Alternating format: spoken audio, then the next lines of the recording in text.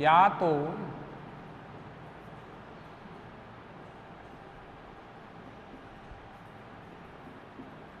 बढ़ रही है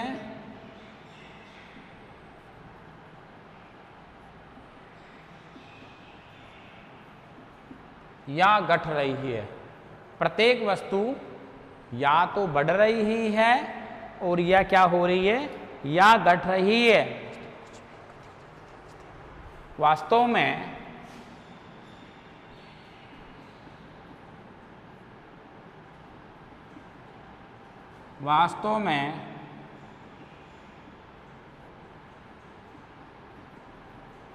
कुछ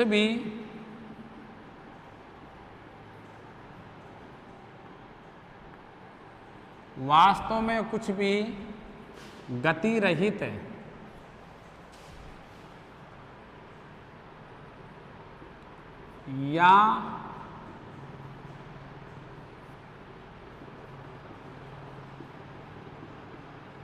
या स्थायी नहीं है। वास्तव में कुछ भी गति रहित या स्थायी नहीं है, क्योंकि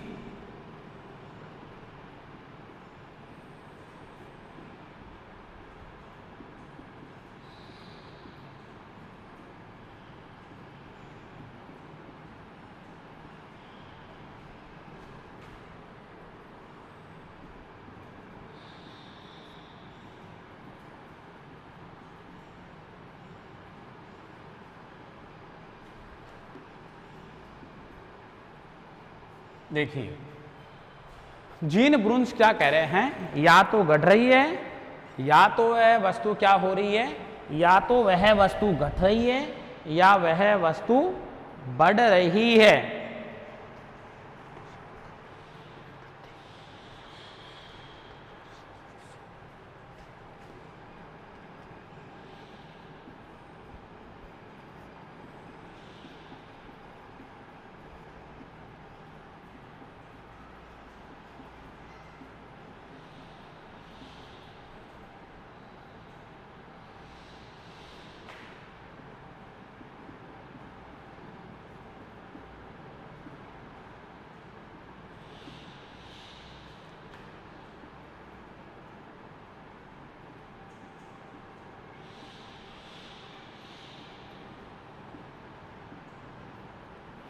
देखिए परिवर्तनशील दृष्टि से उनका अध्ययन किया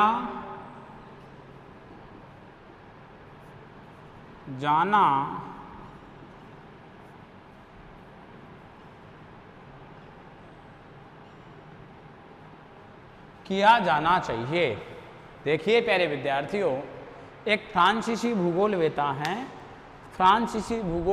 हैं जीन ब्रुन्स महोदय। कौन से भूगोलवेता हैं? जीन ब्रुन्स महोदय। फ्रांसीसी भूगोलवेता जीन ब्रुन्स महोदय के यदि हम विचारों की बात करें तो जीन ब्रुन्स महोदय हमारे को क्या कह रहे हैं, यदि हम उनके विचारों की बात करते हैं आपके सामने, तो वो ये कह रहे हैं, कौन? जीन ब्रुन्स महोदय क्या कह रहे हैं कि प्रत्येक वस्तु या तो बढ़ रही है, भाई परिवर्तन हो रहा है, वो परिवर्तन को स्वीकार करते हैं, चाहे घटने के रूप में हो, चाहे इंक्रीज के रूप में हो और चाहे डिक्रीज के रूप में हो, चाहे वो बढ़ने के रूप में हो और चाहे वो घटने के रूप में हो। लेकिन स्टेबल उन्होंने भी किसी वस्तु को नहीं बताया है, स्टैटिक उन्होंने किसी भी वस्तु को नहीं बताया। उन्होंने ऐसा कहा है कि किसी न किसी वस्तु में किसी न किसी प्रकार से क्या हो रहा है, परिवर्तन हो रहा है। या तो वो बढ़ने के रूप में हो सकता है या वो घटने के रूप में हो सकता है, लेकिन प्रत्येक वस्तु परिवर्तन लिए हुए है। परिवर्तनहीन कोई भी प्रकृति की सांस्कृतिक तत्व की वस्तु या प्राकृतिक तत्व की वस्तु नहीं है हमारे पास में।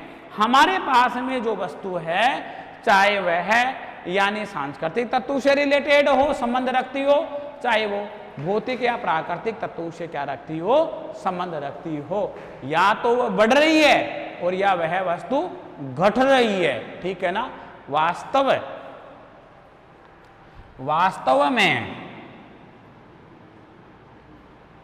वास्तव में कुछ भी गति रहित या स्थायी नहीं है। तो इस बात को तो हम भी तो स्वीकार करते हैं प्यारे विद्यार्थियों कि कोई भी वस्तु क्या नहीं है, गति रहित नहीं है। सभी वस्तु में क्या हो रहा है, सभी वस्तु में परिवर्तन हो रहा है, चाहे वो कल्चरल हो, चाहे वो नेचुरल हो, चाहे वो सांस्कृतिक तत्व हो, चाहे वो प्राकृतिक तत्व हो। तो परिवर्तन को हम भी तो स्वीकार करते हैं ना। तो ये भी तो एक परिवर्तन ही तो है कि ऑफलाइन क्लास नहीं लगा के ऑनलाइन क्लास लगा रहे हैं, ये भी तो एक परिवर्तन ही तो है। भाई आप तक स्टडी मटेरियल तो देखो इस संस्था के द्वारा पहुंचाया जा रहा है ना, क्या आप इसको परिवर्तन नहीं कहोगे? हाँ, इसको हम परिवर्तन में शामिल करेंगे कि माध्यम, अरे स्टडी मटेरियल बच्चों पहुंच रहा है आपके पास में, हम उसको मना नहीं कर रहे कि किसी न किसी माध्यम, लेकिन पहले माध्यम क्या था, ऑफलाइन माध्यम था, आप क्लासरूम में बैठ करके अध्ययन करते थे।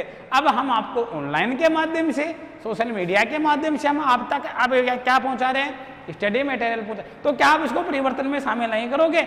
हम इसको परिवर्तन में शामिल तो करेंगे कि हमारा मीडियम चेंज हो गया, हमारा माध्यम चेंज हो गया। अब हम सोशल मीडिया की विभिन्न साइटों के माध्यम से आपके पास में स्टडी मटेरियल पहुंचा रहे हैं। पहले आप क्लासरूम में बैठ करके और आप रीड करते थे, अध्ययन करते थे। तो जीन ब्रुन्स महोदय भी तो इस चीज को स्वीकार करते हैं कि वास्तव में कुछ भी गति रहित या स्थायी नहीं है, क्योंकि भूगोल के भौतिक एवं मानवीय तथ्य यानी सांस्कृतिक, मानवीय का मतलब सांस्कृतिक तथ्य निरंतर परिवर्तनशील दृष्टि से उनका अध्ययन किया जाना चाहिए। चाहे भौतिक तत्व हो और भौतिक तत्व के साथ साथ चाहे मानवीय तथ्य। तो मानवीय तथ्य में आप किसको शामिल करोगे विद्यार्थियों? हम मानवीय तथ्य के रूप में शामिल करेंगे किसको? हम शामिल करेंगे यानी किसको? मानवीय तथ्य में सांस्कृतिक तथ्य को शामिल करेंगे। तो आपके पास में भौतिक तत्व हो सकता है और भौतिक तत्व के साथ साथ कौन सा तत्व हो सकता है? सांस्कृतिक तत्व हो सकता है। तो उनमें ये सारे किसी न किसी दृष्टि से, चाहे उसका यूज कोई भी हो सकता है, चाहे उसका दृष्टिकोण कोई भी हो सकता है, लेकिन इन सब में क्या हो रहा है? इन सब में परिवर्तन हो रहा है। तो हम ये कह सकते हैं कि प्रकृति के कोई भी वस्तु, कैसे भी वस्तु हो, उन सभी वस्तु में क्या हो रहा है? उन सभी वस्तु में परिवर्तन हो रहा है। चाहे वह सांस्कृतिक तत्व की वस्तु हो सकती है और चाहे वह मानवीय अर्थात मानवीय अर्थात सांस्कृतिक तत्व की वस्तु हो सकती है। ऐसा विचार किसका है? ऐसा विचार फ्रांसीसी भूगोलवेता, बहुत फेमस भूगोलवेता है, बहुत प्रसिद्ध यानी ख्याति प्राप्त भूगोलवेता हैं। उन्होंने इस प्रकार के विचार रखे हैं फ्रांसीसी भूगोलवेता ने कि प्रत्येक वस्तु या तो बढ़ रही है या प्रत्येक वस्तु क्या हो रही है? घट रही है। परिवर्तन तो वो किसी न किसी रूप में ले रही है। हम परिवर्तन को तो नहीं नकार सकते हैं, चाहे वो बढ़ने के रूप में हो, चाहे वो घटने के रूप में हो। अर्थात वास्तव में कुछ भी गति रहित या स्थायी नहीं है, क्योंकि भूगोल के भौतिक एवं मानवीय तथ्य निरंतर परिवर्तनशील दृष्टि से उनका अध्ययन किया जाना चाहिए। अगला फैक्ट है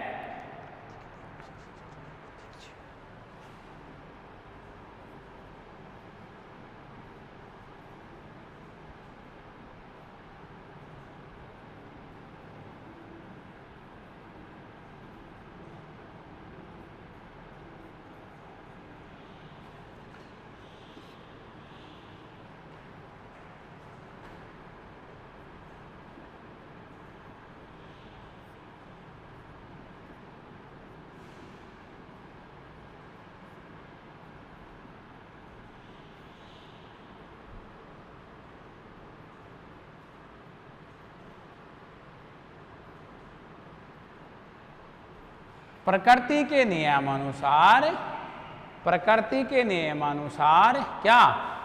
प्रकृति के नियमानुसार संसार के प्रत्येक जीव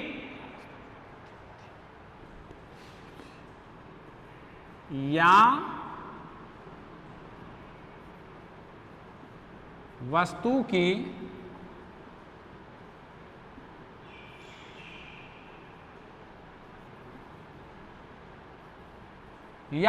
की क्या होती है? वस्तु की उत्पत्ति होती है, उसका क्रमिक विकास होता है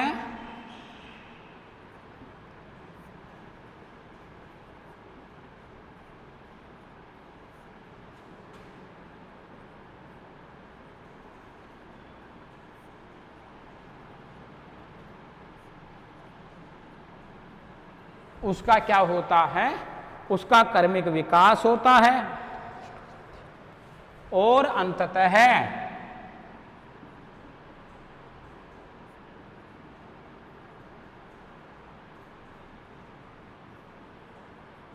और अंततः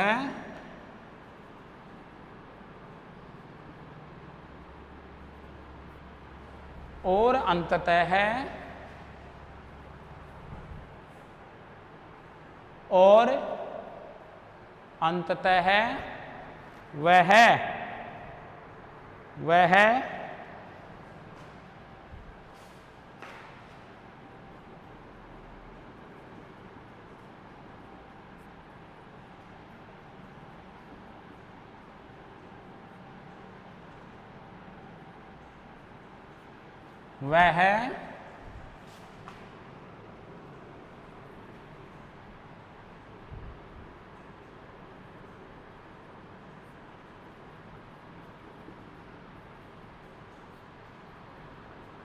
और अंततः वह नष्ट हो जाती है।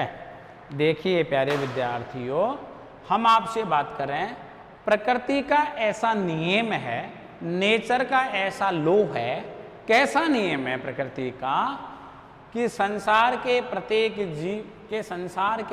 जीव या वस्तु की उत्पत्ति होती है, कि संसार में प्रत्येक जीव या वस्तु की क्या होती है, उत्पत्ति, यानी ओरिजन होता है, उसका जन्म होता है, उसकी उत्पत्ति होती है।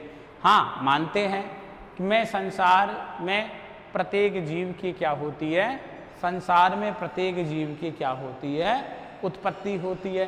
संसार में प्रत्येक जीव की उत्पत्ति होती है, हम इस चीज को स्वीकार करते हैं। ठीक है साहब, नियमानुसार वो सारी कंडीशंस फॉलो होनी चाहिए जो एक जीव की उत्पत्ति के लिए आवश्यक होती हैं।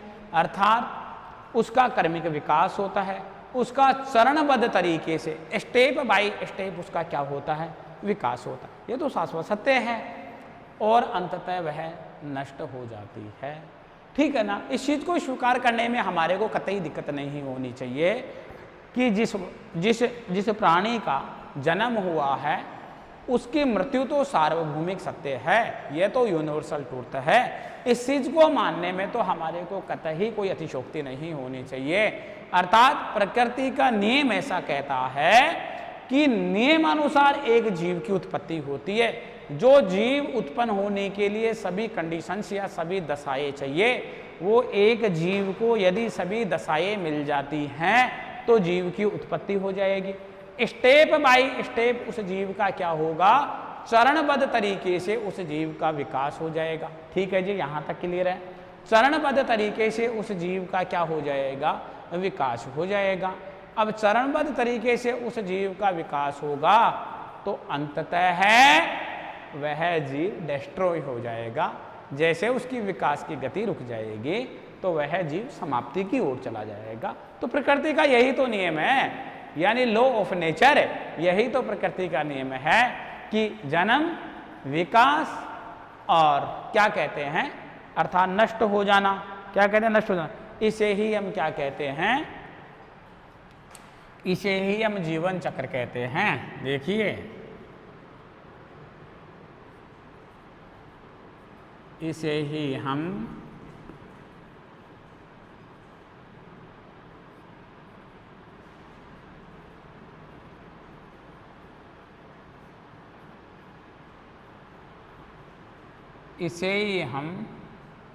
जीवन चक्र कहते हैं।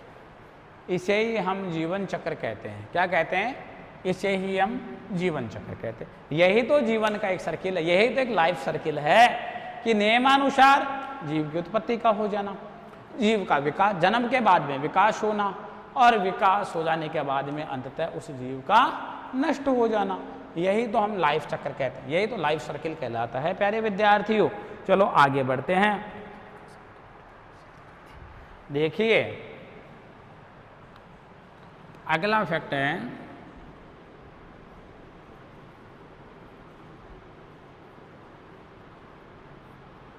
उत्पत्ति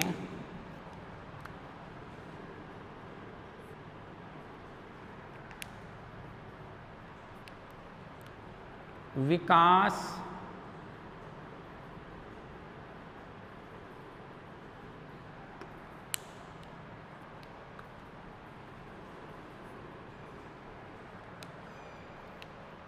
समाप्ति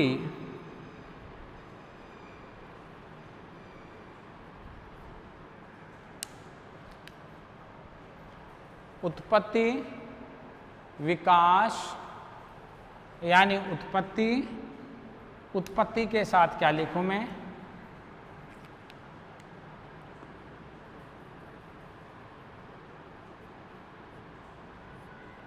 उत्पत्ति विकास और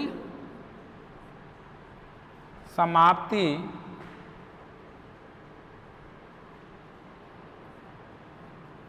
की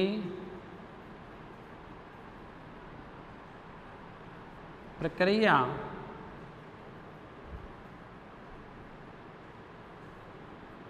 निरंतर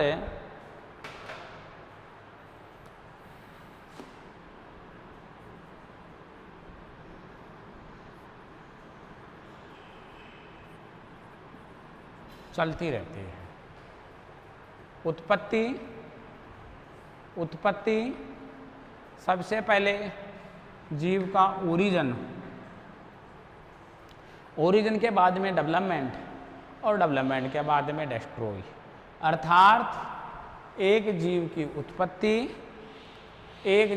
उत्पत्ति, उसका विकास, उसकी समाप्ति की प्रक्रिया निरंतर चलती रहती है प्रकृति में। इसी को तो हम जीवन चक्र कहते हैं विद्यार्थियों, कि एक जीव की उत्पत्ति होगी, उत्पत्ति के साथ उसका विकास होगा, विकास के साथ उसकी समाप्ति होगी, और ये इसी के साथ ही जीवन चक्र क्या हो जाता है, इसी के साथ ही जीवन चक्र उसका समाप्त हो जाता है।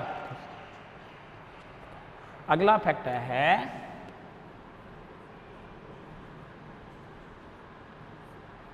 पृथ्वी सतह पर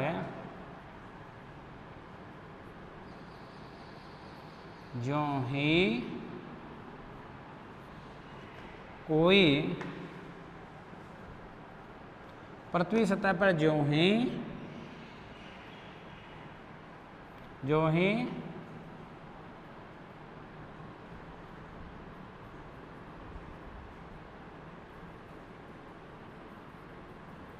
कोई धरातल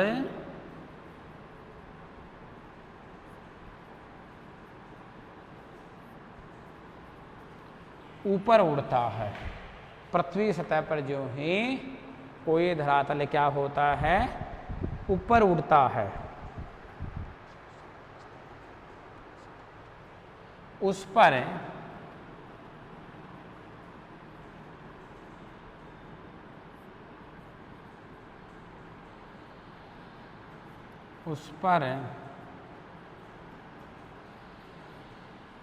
समतल स्थापक या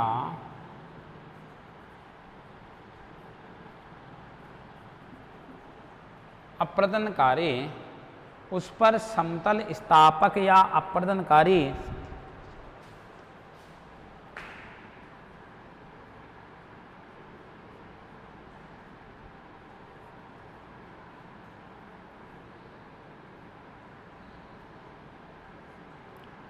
शक्तियां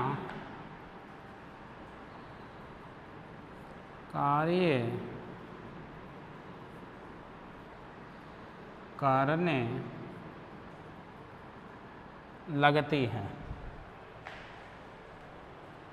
यानी कौन सी शक्तियां, उस पर अपरदनकारी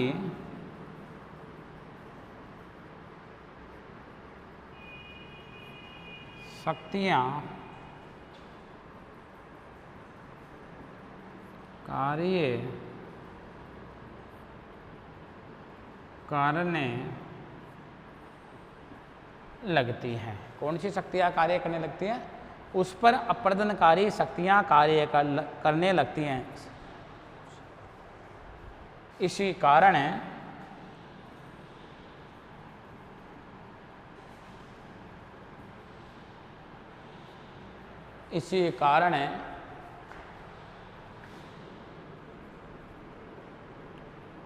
ऊंचे उठे पर्वत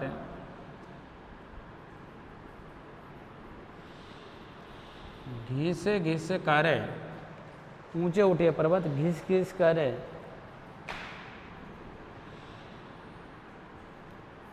नीचे होते रहते हैं, यानी नीचे होते रहते हैं। देखिए प्यारे विद्यार्थियों, हम कॉन्सेप्ट है, आप इसको रीड करिए एक बार।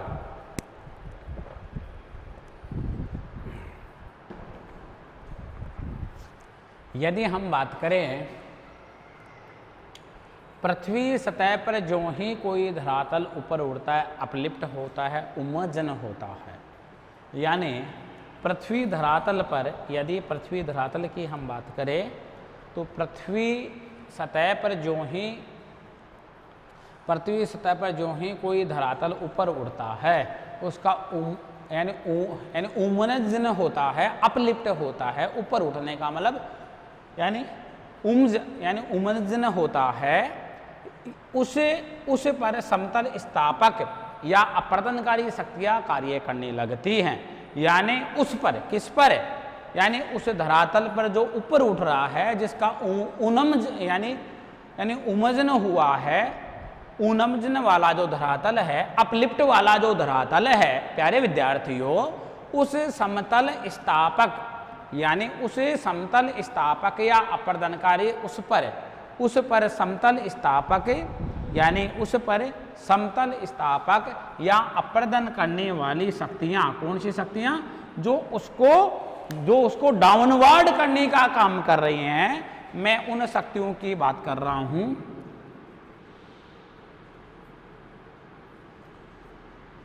उस पर देखिए आप, उस पर समतल स्थापक या अपर्दनकारी, या तो लेवलिंग करने का कार्य करने वाली, पेनिप्लेन करने का, समतल करने वाले कार्य करने वाली शक्तियां, या अपर्दन करने वाली, इरोजनल करने वाला प्रोसेस, यानी अपर्दनकारी करने वाली शक्तियां कार्य करने लगती हैं। इसी कारण उठे पर्वत घिस घिस कर, यानी इसी कारण ऊंचे उठे, इसी कारण ऊंचे उठे, यानी ऊंचे उठे पर्वत घिस घिस कर, यानी ऊंचे उठे पर्वत घिस घिस कर नीचे होते रहते हैं। कौन सी शक्तियों के द्वारा?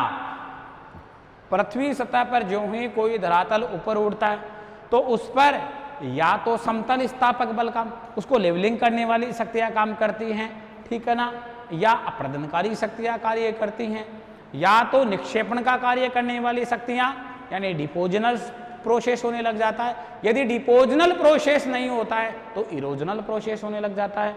या तो समतल करने वाली शक्तियां या उसको डाउनवर्ड करने वाली शक्तियां, या तो उसको समतल करने वाली शक्तियां और समतल करने वाली शक्तियों के साथ साथ उसको डाउनवर्ड, उसको नीचे करने वाली शक्तियां, ये शक्तियां यहाँ पर क्या करती रहती हैं, यहाँ पर कार्य करती रहती हैं।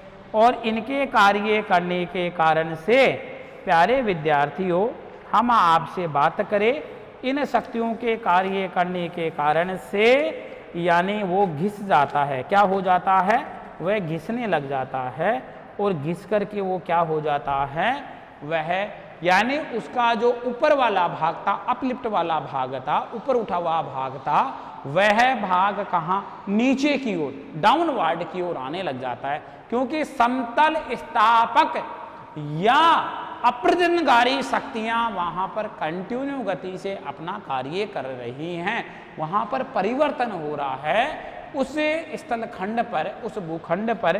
तो जब उस स्थलखंड या भूखंड पर परिवर्तन हो रहा है तो वहां पर इस प्रकार की शक्तियां क्या कर रही हैं, कार्य कर रही हैं। प्यारे विद्यार्थियों, हम अगले फैक्ट के आपसे बात करते हैं। वायुमंडल के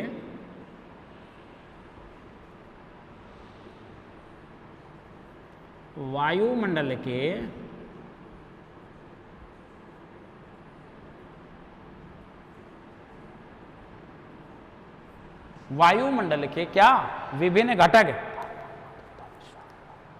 तापमान,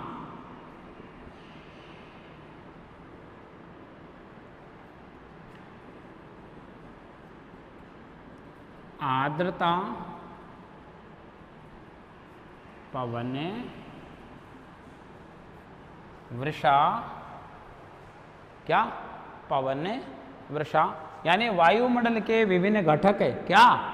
वायुमंडल के विभिन्न घटक है। तापमान, आर्द्रता, पवन, वर्षा, सभी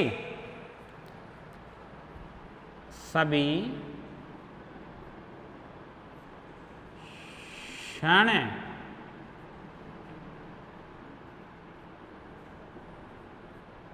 प्रतिक्षण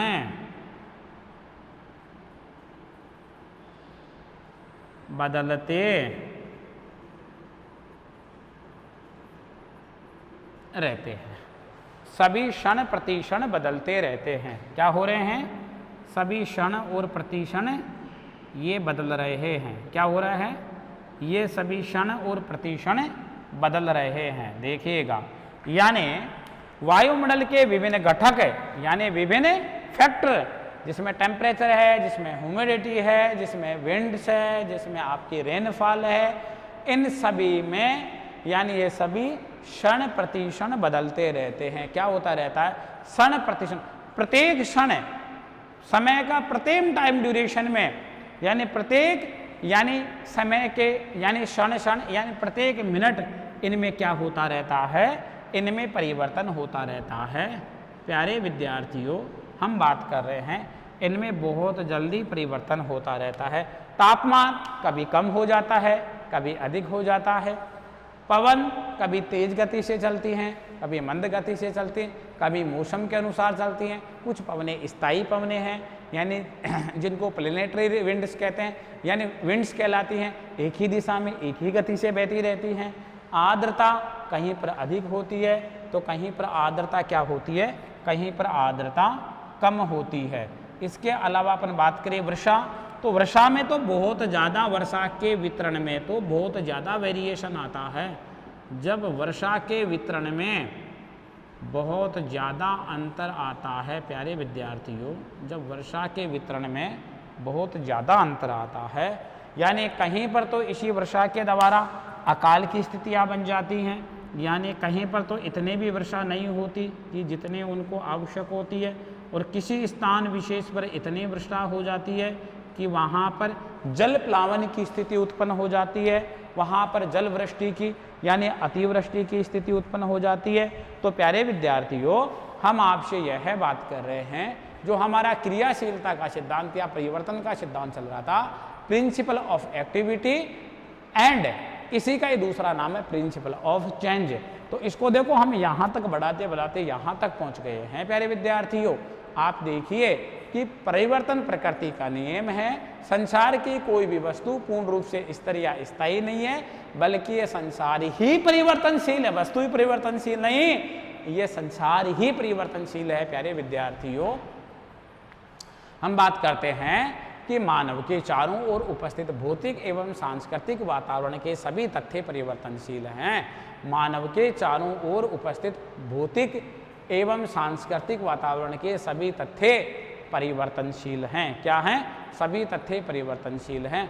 पर्यावरण के सभी तथ्य, चाहे जड़ हो या चेतन, प्राकृतिक यानी उसमें गति होती हो या गति नहीं होती हो, प्राकृतिक हो या सांस्कृतिक, प्रकृति से जुड़े हुए हो या मानव से जुड़े हुए सांस्कृतिक फैक्टर हो, या वो सभी परिवर्तनशील है और उनके स्वरूप में परिवर्तन की प्रक्रिया निरंतर क्रियाशील रहती है। एक फ्रांसीसी भूगोलवेता है, बहुत प्रसिद्ध यानी ख्याति प्राप्त भूगोलवेता, उनका नाम है जीन ब्रुन्स महोदय।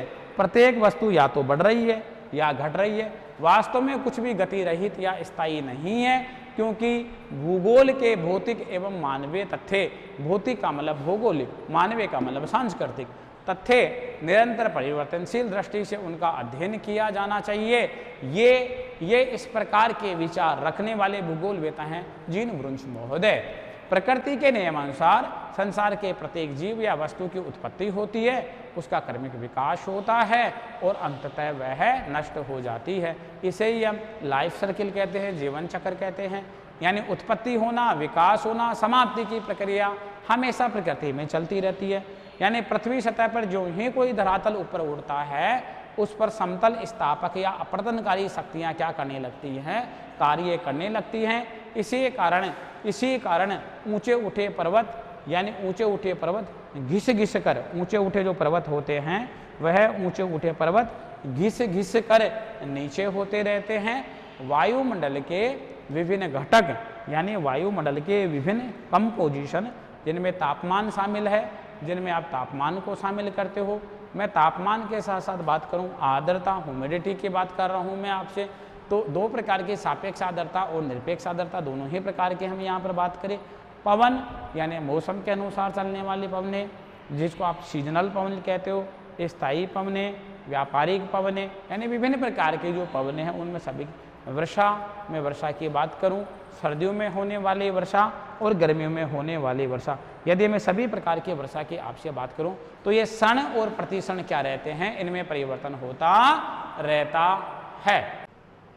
हेलो प्यारे विद्यार्थियों, हम जो कक्षा को जहाँ पर छोड़े थे, जहाँ पर हमने आपके टॉपिक को छोड़ा था वह था मानव भूगोल के प्रमुख सिद्धांत। उन प्रमुख सिद्धांतों की हम बात कर रहे थे आपसे। यदि हम मानव भूगोल के प्रमुख सिद्धांतों की बात करें तो हम जो हमारी पिछली कक्षा थी यानी मॉर्निंग की जो हमारी क्लास हो रही थी, उस मॉर्निंग की कक्षा में हमने जो पढ़ा था प्यारे विद्यार्थियों, उसमें हमने पढ़ा था कि मानव भूगोल के सिद्धांतों का प्रमुख सामान्य परिचय, जनरल इंट्रो के बारे में हमने पढ़ा था। जनरल इंट्रो के साथ साथ जो हमने पढ़ा था प्यारे विद्यार्थियों, वह हमने पढ़ा था क्या, हमने पढ़ा था यानी प्रमुख सिद्धांत। अर्थात प्रमुख सिद्धांतों में हमारा जो पहला सिद्धांत था क्रियाशीलता का सिद्धांत या परिवर्तन का सिद्धांत, हमने उस सिद्धांत को काफ़ी आगे तक पहुंचा दिया था। हम यानी उसको लगभग ये मानिए कि उसको हाफ पार्ट तो था वो पिछली कक्षा में हम पूरा कर चुके थे। हमने ये पढ़ा था कि प्रकृति में प्रत्येक वस्तु, चाहे वो प्राकृतिक हो और चाहे वो मानव निर्मित हो, वो किसी प्रकार की भी वस्तु हो सकती है, वह सभी कैसे हैं, वह सभी परिवर्तनशील हैं।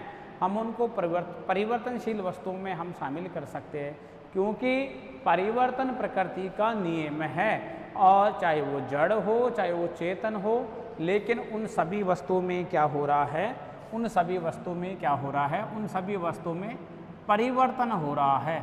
जब उन सभी वस्तुओं में परिवर्तन हो रहा है प्यारे विद्यार्थियों, हम आपसे बात करना चाह रहे हैं, हम उसी ही सब्जेक्ट की बात कर रहे हैं जहाँ पर हमने सुबह की क्लास को आपके सामने ड्रॉप किया था।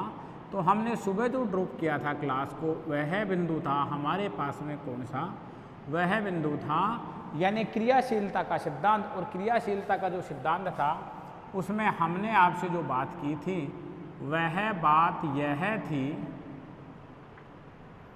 जो हमारी बात थी वो यह थी कि प्रकृति में चाहे कैसी भी वस्तु हो, चाहे वह पार्थिव वस्तु हो, चाहे वह चेतन हो, चाहे वह अचेतन हो, प्रत्येक वस्तु क्या है प्रकृति में, प्रत्येक वस्तु परिवर्तनशील है, क्रियाशील है। क्या है, प्रत्येक वस्तु क्रियाशील है, प्रत्येक वस्तु परिवर्तनशील है। तो हम उन परिवर्तनशील वस्तुओं की आपसे बात कर रहे थे। तो जो हमारे पास में जो हमारा टॉपिक आ रहा है प्यारे विद्यार्थियों, वह हमारा टॉपिक है क्रियाशीलता का सिद्धांत। जो सिद्धांत पढ़ रहे थे वह सिद्धांत था क्रियाशीलता, अर्थात हम आपसे बात कर रहे हैं क्रियाशीलता का सिद्धांत। कौन सा सिद्धांत की बात कर रहे हैं, हम बात कर रहे हैं क्रियाशीलता के सिद्धांत की। कौन सा सिद्धांत, क्रियाशीलता का सिद्धांत, या इसी सिद्धांत को जो हम नाम दे रहे थे, वह नाम दे रहे थे हम आपके पास में, वह हमारा नाम था क्रियाशीलता के साथ साथ यदि हम बात करें तो हमारे पास में वह आया था परिवर्तन का सिद्धांत यानी प्रिंसिपल ऑफ चेंज। यानी यह था परिवर्तन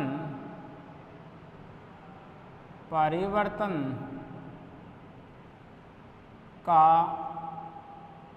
सिद्धांत।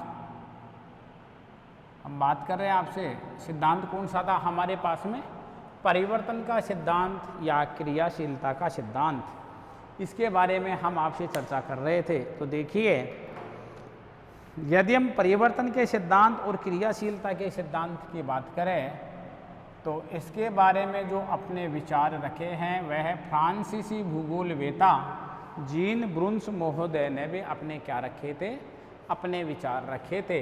और जीन ब्रुन्स महोदय ने भी ये कहा था कि प्रकृति में या तो कोई वस्तु घटती है और या कोई वस्तु बढ़ती है, यानी प्रत्येक जो वस्तु है प्रकृति में वह प्रत्येक वस्तु क्या है, प्रत्येक वस्तु परिवर्तनशील है। कैसी है? प्रत्येक वस्तु परिवर्तनशील है। प्रत्येक वस्तु में क्या होता है? परिवर्तन होता है। तो हम उन परिवर्तनशील वस्तुओं की आपसे प्यारे विद्यार्थियों बात कर रहे थे कि प्रत्येक वस्तु जब परिवर्तनशील है, प्रत्येक वस्तु में परिवर्तन होता है, तो हम उसी ही क्रियाशीलता के सिद्धांत की या परिवर्तनशीलता के सिद्धांत की बात की थी। हमने पिछली कक्षा में जो टॉपिक को ला करके हमने जहाँ पर विराम दिया था, अब हम उसके आगे इस टॉपिक को बढ़ा रहे हैं प्यारे विद्यार्थियों। तो हम आपसे यह बात कर रहे थे कि जलवायु के जो विभिन्न घटक हैं, चाहे तापमान हो, चाहे वर्षा हो, आर्द्रता हो, हवा हो, वायुदाब, सभी क्षण प्रतिक्षण बदलते रहते हैं। चाहे वो तापमान के रूप में वायुमंडल का कोई कारक हो, चाहे वह वायुदाब के रूप में हो, वायुदाब के साथ साथ यदि हम बात करते हैं आर्द्रता का हो, वर्षा का हो, हवा का हो, यह सारे कारक क्या हैं? यह सारे कारक बदलते रहते हैं, यानी इनमें परिवर्तन होता रहता है। ठीक है ना? हम मुख्य रूप से बात करते हैं जब इनमें परिवर्तन होता रहता है, यह बदलते रहते हैं, तो हम सिद्धांत भी तो वही तो पढ़ रहे हैं ना, क्रियाशीलता का सिद्धांत या परिवर्तन का सिद्धांत पढ़ रहे हैं हम, यानी प्रिंसिपल ऑफ टेरिस्ट्रल या प्रिंसिपल ऑफ चेंज का सिद्धांत पढ़ रहे हैं। तो हम यही तो कहना चाह रहे हैं ना, चाहे हमारे पास में जलवायु से जुड़ा हुआ किसी भी प्रकार का तत्व हो, चाहे वह तापमान हो सकता है, वह वायुदाब हो सकता है, वह वर्षा हो सकता है, इसी के साथ साथ और जो विभिन्न प्रकार के जो तत्व हैं वो विभिन्न प्रकार के तत्व हो सकते हैं। ये सभी तत्वों के यदि मैं आपके पास में बात करना चाहूँ प्यारे विद्यार्थियों, तो हमारे पास में यही कॉन्सेप्ट निकल करके आता है। इसी कॉन्सेप्ट की हम आपसे बात कर रहे हैं विद्यार्थियों कि प्रत्येक वस्तु प्रकृति में क्रियाशील है, प्रत्येक वस्तु में क्या होता है? प्रत्येक वस्तु में परिवर्तन होता है, यानी प्रत्येक वस्तु परिवर्तनशीलता के सिद्धांत को क्या करती है? परिवर्तनशीलता के सिद्धांत को अपनाती है। तो हम इसी के साथ साथ ही प्यारे विद्यार्थियों आपसे हम बात करना चाह रहे थे, तो हम आगे बढ़ाते हैं टॉपिक को। जहां हमने पिछली कक्षा में टॉपिक को छोड़ा था, हम पुनः टॉपिक को गति दे करके वहीं पर ला रहे हैं। देखिए, पृथ्वी जिस पर मानव निवासित है, हम उसी फैक्ट की आपसे बात कर रहे हैं प्यारे विद्यार्थियों, जहां पर हमने कक्षा को क्या किया है? हमने कक्षा को छोड़ा है। पृथ्वी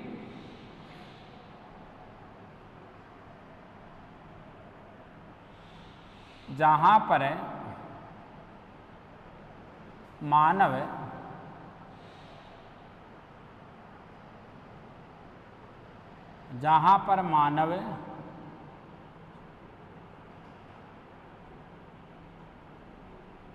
पृथ्वी जहां पर मानव निवासित है, यानी मानव का निवास स्थान है, यह भी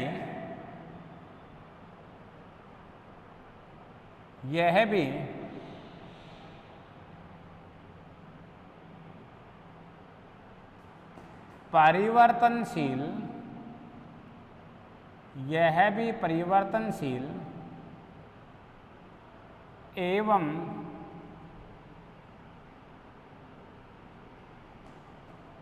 एवं क्या है? एवं गतिशील है। देखिए आप, पृथ्वी जहाँ पर मानव निवासित है, यानी पृथ्वी जहाँ पर कौन रह रहा है? जहाँ पर मानव रह रहा है। पृथ्वी जहाँ पर मानव रह रहा, पृथ्वी जहाँ पर मानव निवासित है, मानव का निवास स्थान है, यह भी परिवर्तनशील एवं गतिशील है। यानी मानव का जो हैबिटेट जोन है, जिस हैबिटेट जोन की हम आपसे बात कर रहे हैं विद्यार्थियों, यानी जो मानव का निवास स्थान है, जहाँ पर मानव रहता है। यदि मैं उस पृथ्वी की आपसे बात करना चाहूँ प्यारे विद्यार्थियों, तो वह भी क्या है, वह पृथ्वी भी परिवर्तनशील है, वह पृथ्वी भी गतिशील है। अर्थात जिस स्थान विशेष पर मानव का निवास स्थान है, यानी जो वाष्य क्षेत्र है, हम जहाँ पर मानव रहता है उस क्षेत्र को हम किस में शामिल करते हैं, वाष्य क्षेत्र में शामिल करते हैं। जब हम उस क्षेत्र को वाष्य क्षेत्र में शामिल करते हैं जहाँ पर मानव का निवास स्थान है, हम उस क्षेत्र की आपसे प्यारे विद्यार्थियों बात कर रहे हैं जहाँ पर मानव का निवास स्थान है, जहाँ पर मानव रहता है। यदि हम उस क्षेत्र के आपसे प्यारे विद्यार्थियों बात करें तो उसमें भी क्षण प्रतिक्षण, उसमें भी अनवरत गति से क्या होता रहता है, उसमें भी परिवर्तन होता रहता है। वह पृथ्वी भी क्या है, वह पृथ्वी भी गतिशील है। अर्थात अगला फैक्ट है हमारे पास में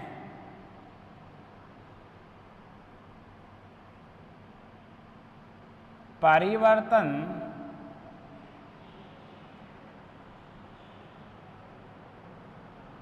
प्रकृति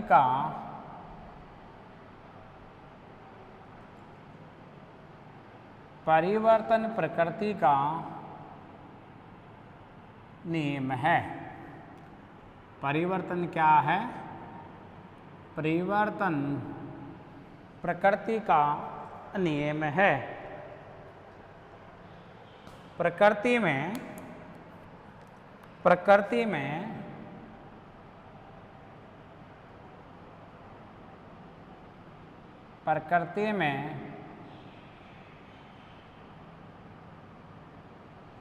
परिवर्तन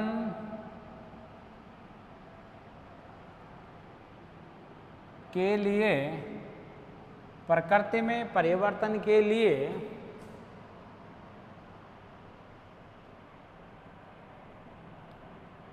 अनेक कारक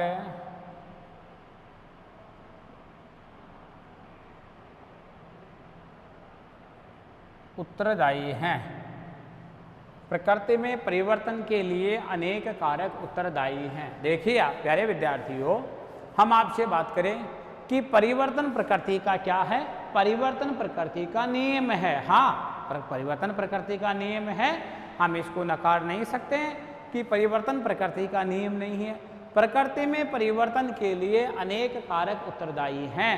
अर्थात प्रकृति में परिवर्तन करने के लिए जो अनेक कारक हैं, वह अनेक कारक अनवरत रूप से वह उत्तरदायी हैं, वह जिम्मेदार हैं कि प्रकृति में यदि परिवर्तन नहीं होगा, यानी प्रकृति में परिवर्तन नहीं होगा, तो विभिन्न प्रकार की जो विकास संबंधी जो गतिविधियां हैं, वह विकास संबंधी गतिविधियां किस प्रकार से संचालित होंगी।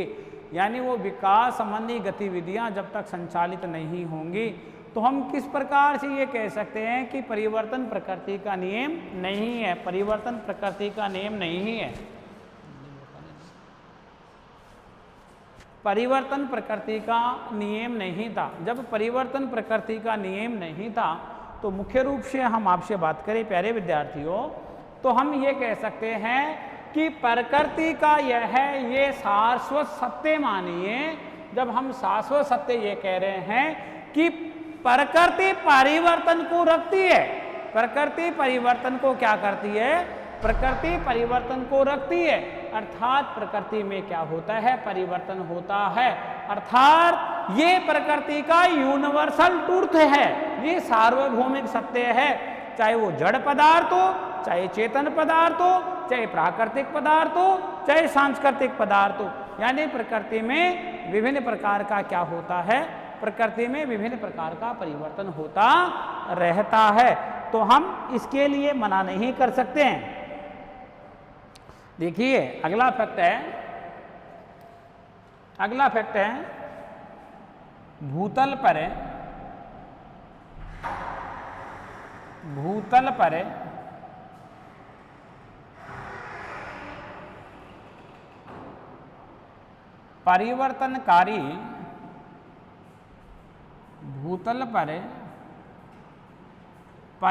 परिवर्तनकारी यानी भूतल पर परिवर्तनकारी शक्तियां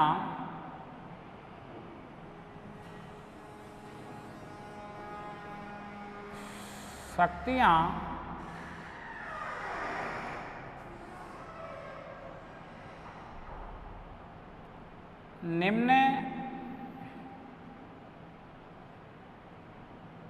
प्रकार हैं। भूतल पर परिवर्तनकारी शक्तियां निम्न प्रकार हैं, यानी भूतल में जो परिवर्तन लाने वाली जो शक्तियां हैं वह शक्तियां निम्न प्रकार से हैं। ऐसी कौन सी शक्तियां हैं जो भूतल पर क्या लाती हैं, यानी भूतल पर जो परिवर्तन लाती हैं, इस पृथ्वी के तल पर जो परिवर्तन लाने का कार्य करती हैं। मैं उन शक्तियों के आपसे प्यारे विद्यार्थियों बात कर रहा हूँ कि वह शक्तियाँ कौन कौन सी हैं जो ये जो पृथ्वी का तल है, इस पृथ्वी के तल पर सरफेस पर जहाँ पर मानव रहता है वहाँ पर परिवर्तन लाने का क्या कर रही हैं, वहाँ पर परिवर्तन लाने का कार्य कर रहे हैं। तो हमारे पास में जो पहली शक्ति आती है वह आती है भौतिक शक्तियाँ। कौन सी शक्तियाँ? हमारे पास में जो पहली शक्ति आई है, यदि मैं पहली शक्ति की आपसे प्यारे विद्यार्थियों बात करूं, तो हमारे पास में पहली शक्ति के रूप में कौन सी शक्ति है? पहली शक्ति है भौतिक शक्तियाँ। कौन सी शक्ति आई? हमारे पास में शक्ति के रूप में आई है भौतिक शक्ति। देखिए,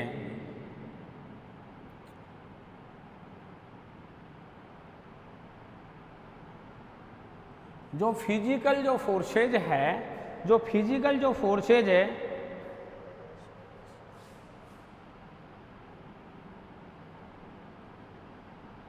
जो हमारे पास में जो भौतिक शक्तियां हैं, यदि मैं उस भौतिक शक्ति के आपसे प्यारे विद्यार्थियों बात करूं कि भौतिक शक्ति हमारे पास में किस प्रकार से है, यदि मैं उस भौतिक शक्ति की आपसे बात करना चाहूँ विद्यार्थियों, तो देखिए हम भौतिक शक्ति के रूप में हम किस प्रकार से इसको यहाँ पर पढ़ने जा रहे हैं, मैं उसकी बात कर रहा हूँ विद्यार्थियों आपसे।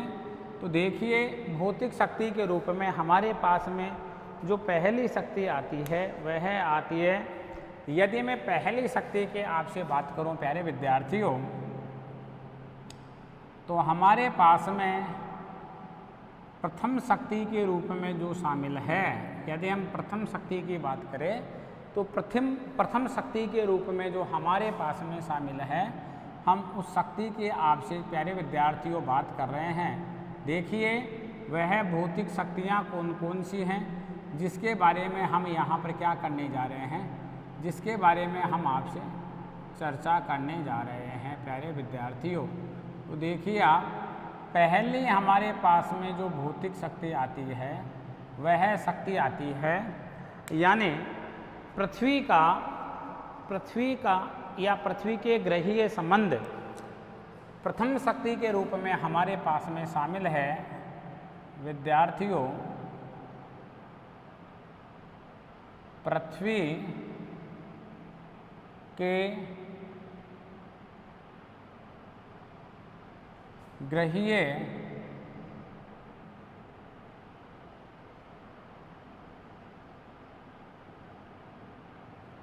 के ग्रहीय संबंध, जो प्रथम शक्ति हमारे पास में आई है वह शक्ति है पृथ्वी के ग्रहीय संबंध।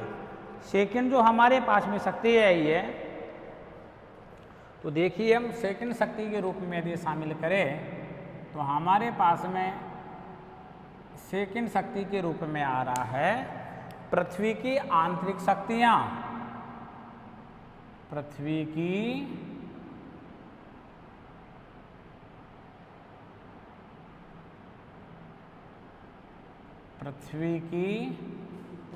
आंतरिक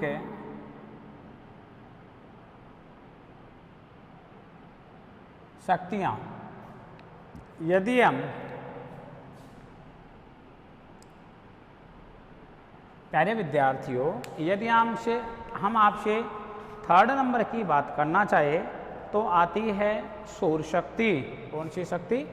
यदि हम आपसे थर्ड नंबर की बात करना चाहें तो आती है हमारे पास में फोर्स ऑफ इंसुलेशन, यानी हम बात करते हैं कौन सी?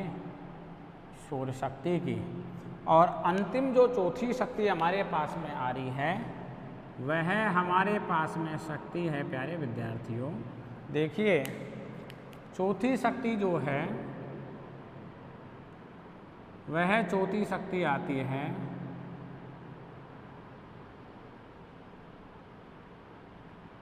गुरुत्वाकर्षण।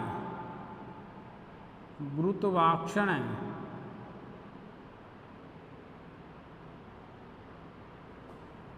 गुरुत्वाकर्षण यानी ग्रेविटेशनल फोर्स, यानी ग्रेविटी फोर्स। देखिए हमारे पास में 4 शक्तियाँ आ रही हैं, हम उन 4 शक्तियों की आपसे बात करना चाहे। भौतिक शक्तियों में हमारे पास में कितनी शक्तियाँ आई, हम उन 4 शक्तियों की बात कर रहे हैं। वह 4 शक्तियाँ कौन कौन सी हैं?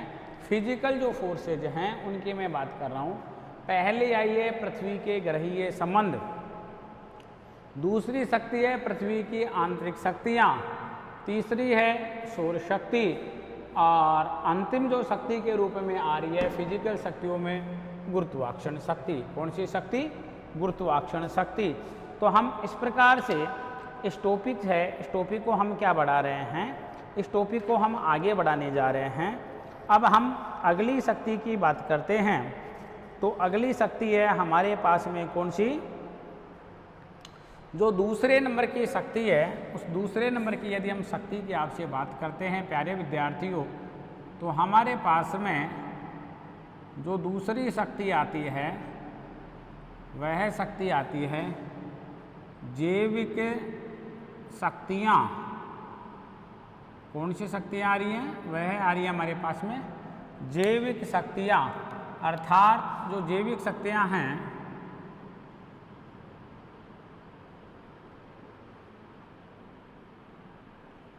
यानी बायोलॉजिकल, यानी हमारे पास में जो शक्ति आ रही है बायोलॉजिकल फोर्सेज, यदि हम आपसे बात करें तो हम आपसे बात कर रहे हैं प्यारे विद्यार्थियों, हम आपसे बायोलॉजिकल जो फोर्सेज है हम उसकी बात करना चाह रहे हैं। यानी जो बायोलॉजिकल जो फोर्सेज है उसकी, यानी जैविक शक्तियाँ। कौन सी शक्तियाँ? हम बात कर रहे हैं जैविक शक्तियों की।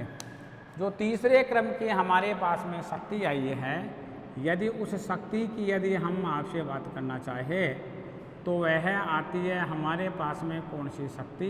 वह तीसरे नंबर की शक्ति आती है मानव शक्तियाँ, अर्थात मानव शक्ति बोल दो, यानी मानव शक्ति।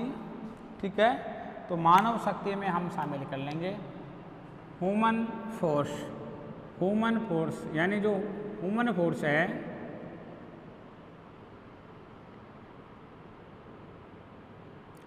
ह्यूमन फोर्स यानी जो ह्यूमन फोर्स है, यदि हम उसकी बात करें, जो पहली हमारे पास में शक्ति आ रही है उस शक्ति में की बात करें तो यह हमारे पास में कौन सी शक्ति आई है? जैविक शक्तियाँ, बायोलॉजिकल फोर्सेज, ह्यूमन फोर्सेज। अब हम बात कर रहे हैं आपसे कौन सी शक्तियों की? हम आपसे बात कर रहे हैं जैविक शक्तियों की, यानी भौतिक शक्तियाँ, जैविक शक्तियाँ और मानव शक्तियाँ। ठीक है ना? सबसे पहला आता है फिजिकल फोर्सेज, बायोलॉजिकल फोर्सेज और ह्यूमन फोर्सेज। यानी जो ह्यूमन फोर्सेज है उनकी हम बात करें तो हम इस क्रियाशीलता के सिद्धांत में या परिवर्तन के सिद्धांत में हम ये 3 प्रकार के तत्व पढ़ने जा रहे हैं प्यारे विद्यार्थियों। यदि हम इन्हीं तत्वों की बात करते हैं आपसे कि भौतिक शक्तियों की बात करें तो भौतिक शक्तियों के जो हमारे पास में जो विभाजन आ रहा है, यदि मैं उसकी आपसे बात करूं, जो हमारे पास में सब विभाजन आया है उस सब विभाजन के रूप में आप प्यारे विद्यार्थी देखिए, पृथ्वी के प्लेनेटरी रिलेशन है, ये पृथ्वी के ग्रहीय संबंध है, पृथ्वी की आंतरिक शक्तियाँ हैं, सौर शक्ति है, और गुरुत्वाकर्षण की शक्ति है। इसके अलावा हम बात करें जैविक शक्तियाँ हैं, जितने भी यहाँ पर प्राणी हैं, प्राणी जगत है, जूलॉजिकल जो समुदाय है, कम्युनिटी है। इसके अलावा हम बात कर रहे हैं मानव समुदाय की। तो हम सबसे पहले आपसे बात करने जा रहे हैं भौतिक शक्तियों की, और भौतिक शक्तियों में हम सबसे पहले आपसे बात करते हैं पृथ्वी के ग्रहीय संबंध की। ठीक है ना, मैंने एक चार्ट बनाया है, इस चार्ट के माध्यम से आपको ये समझना है। ठीक है ना, चलो मैं आगे बढ़ा रहा हूँ इस टॉपिक को। देखिए हमारे पास में जो पहली शक्ति आ रही है, यदि हम उस शक्ति की बात करते हैं आपके पास में, तो वह हमारे पास में शक्ति आई है कौन सी? भौतिक शक्तियाँ। कौन सी शक्तियों की हम आपसे बात कर रहे हैं? हम भौतिक शक्तियों की आपसे बात कर रहे हैं। तो देखिए फर्स्ट हमारे पास में फैक्ट आ रहा है प्यारे विद्यार्थियों, यह फैक्ट आ रहा है कौन सी शक्तियाँ? हमारे पास में शक्तियाँ आ रही हैं भौतिक।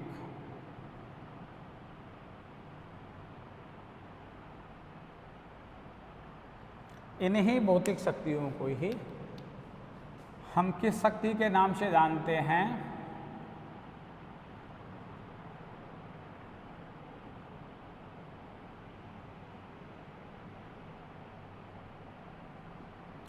Physical forces.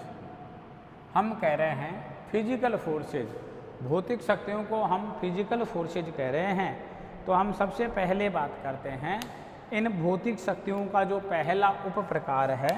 यदि हम इस उप प्रकार की आपसे प्यारे विद्यार्थियों बात करें कि यह उप प्रकार कौन सा है, हम इसकी बात करना चाह रहे हैं। तो इसका पहला उप प्रकार हमारे पास में आ रहा है ए। इस ए वाले प्रकार में हम पढ़ेंगे पृथ्वी के ग्रहीय संबंध। कौन से संबंध? पृथ्वी के ग्रहीय, पृथ्वी के कौन से संबंध? पृथ्वी के ग्रहीय संबंध।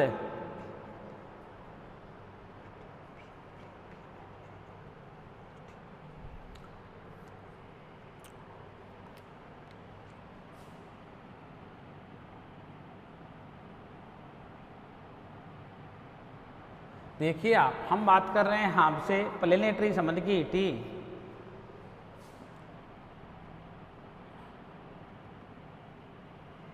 पृथ्वी के ग्रहीय संबंध, planetary relation of the earth.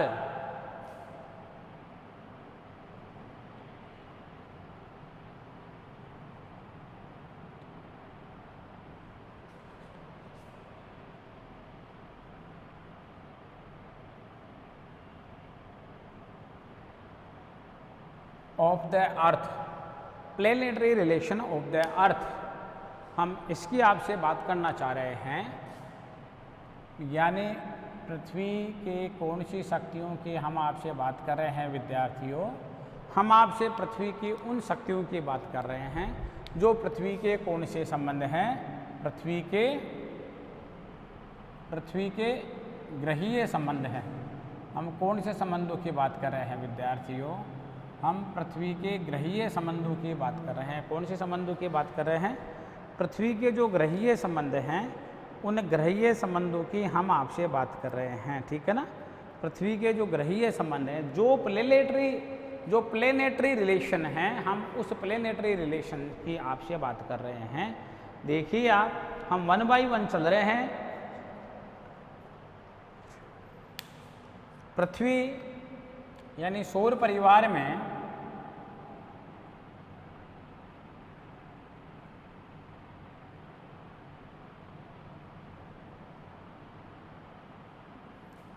में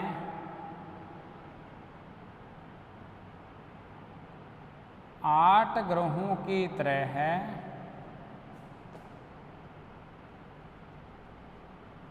पृथ्वी भी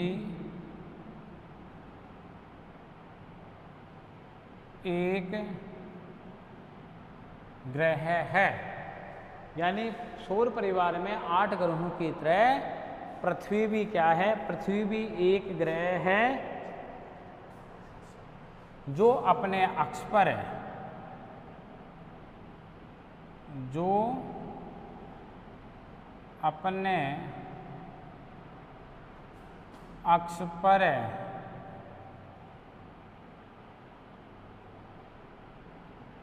घूमने के साथ साथ सूर्य के चारों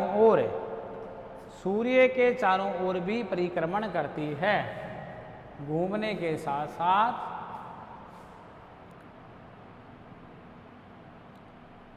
सूर्य के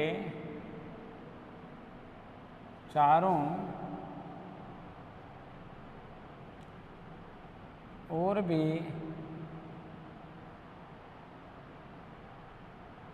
परिक्रमण